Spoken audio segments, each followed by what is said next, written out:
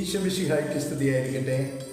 ക്രിസ്തുവിൽ എനിക്ക് ഏറ്റവും സ്നേഹവും കരുതലുമുള്ള മക്കളെ, പ്രഭാഷകൻ 3-2 മക്കൾ പിതാവിനെ ബഹുമാനിക്കണമെന്ന് കർത്താവ് ആഗ്രഹിക്കുന്നു.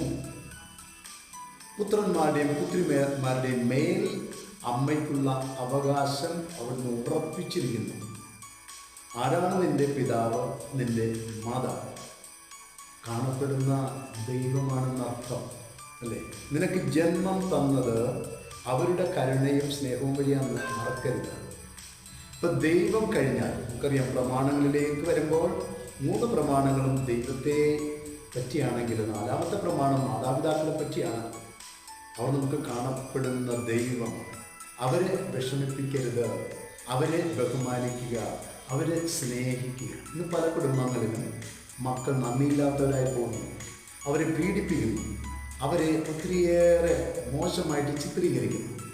അവരുടെ ഒരു ശാപം നിന്നെ തകർത്തുകളെ, എന്നാൽ അവരുടെ അനുഗ്രഹം നിനക്ക് സമൃദ്ധി നൽകുമെന്ന് മറക്കരുത്. നിന്റെ കുടുംബത്തിൽ ഇപ്പോഴുള്ള നിന്റെ അപ്പച്ചൻ അമ്മച്ചി ദൈവമാണ്. അവരെ അതുപോലെ സ്നേഹിക്കാനായിട്ട് പ്രഭാഷകൻ നമ്മളെ ഓർമ്മിപ്പിക്കുകയാണ്. സർവശക്തനായ ദൈവം, നിത്യം പിതാവ്, പുത്രനും പരിശുദ്ധാത്മാവും നിന്നെ അനുഗ്രഹിക്കട്ടെ. ആമേൻ.